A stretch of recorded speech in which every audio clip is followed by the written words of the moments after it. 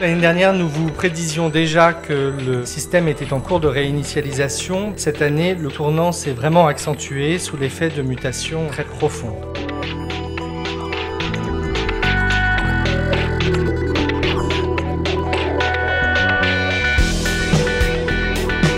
On sent bien ce système des industries créatives qui est confronté à un nombre de crises absolument incroyables aujourd'hui et de grands mouvements. Il y a d'abord une crise systémique, en tous les cas des questions systémiques qui se posent aujourd'hui. On va parler de la génération Z, on va parler des nouvelles générations, de leur rapport à la mode, au luxe et à la beauté.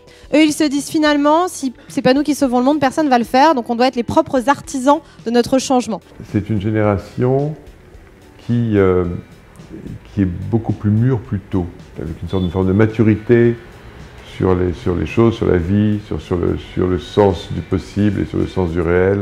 Dans le même temps, c'est une génération qui sait que les évolutions linéaires sont devenues un mythe. Et donc ça a généré chez elle une forme d'impatience. Et cette forme d'impatience, elle est parfois excessive, il faut que c'est tout de suite.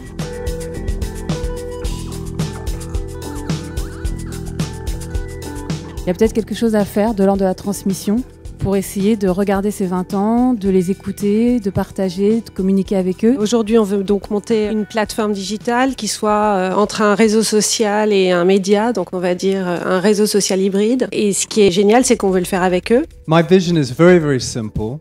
Technology can be seamlessly integrated into everything that we wear and into every product that we use. Les créations que vous nous présentez ici sont vraiment extraordinaires. Vous travaillez sur le body electric. Je suis partie d'un constat qui était celui que plus on a accès à la technologie, plus tout s'uniformise. Mais en fait, on essaye d'être de plus en plus unique par la technologie. Mapo est le premier masque de beauté connecté. Et Mapo vous donne en fait, par l'intermédiaire de ce masque en silicone médical, une information sur le taux d'hydratation et la température cutanée. C'est une espèce d'osmose qui est en train de se mettre en place entre les codes du retail qui sont en train de s'immiscer, de se glisser dans l'univers du digital et l'univers du digital qui est en train aussi de réinitialiser tout l'univers du retail. Ce qu'on voulait vous faire passer comme message à travers cette présentation sur le retail, c'était réellement qu'aujourd'hui, la notion d'engagement, c'est la possibilité de faire du live en magasin. Dorothée, tu as marqué Paris à travers un certain nombre d'hôtels que tu as entièrement décorés. On fait des projets d'hôtels, c'est des projets qui prennent du temps, entre 1 et 3 ans en moyenne. Et on essaie justement de se dire, est-ce que c'est pas un temps qu'on peut utiliser pour déjà commencer à raconter un peu une histoire ? Moi, je suis beaucoup l'actualité des lieux à ouvrir et je suis assez friande de ça.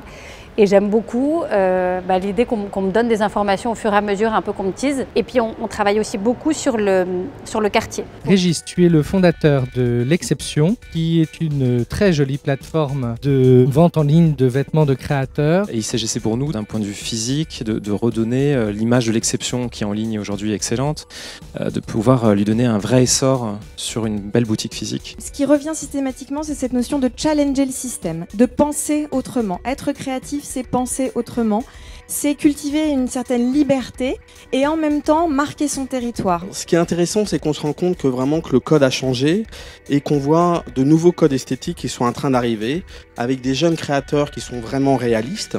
Au lancement de journée, nous sommes partis d'un constat, c'est qu'aujourd'hui la création, la production et la distribution ne font plus qu'un. Le marché est de plus en plus averti et exigeant. Donc on se devait aujourd'hui de pouvoir proposer une structure la plus globale possible. C'est pour ça que l'on se réunit avec ces 3 profils, donc Lou qui est purement créative, Léa qui est analyse et aussi créative, et moi qui gère un peu plus la distribution pour pouvoir vraiment fonctionner en espèce de chaîne de valeur et pour pouvoir être en constance échange perpétuel sur les différents feedbacks ou aussi bien sur l'industrialisation des vêtements ou alors sur l'inspiration au départ.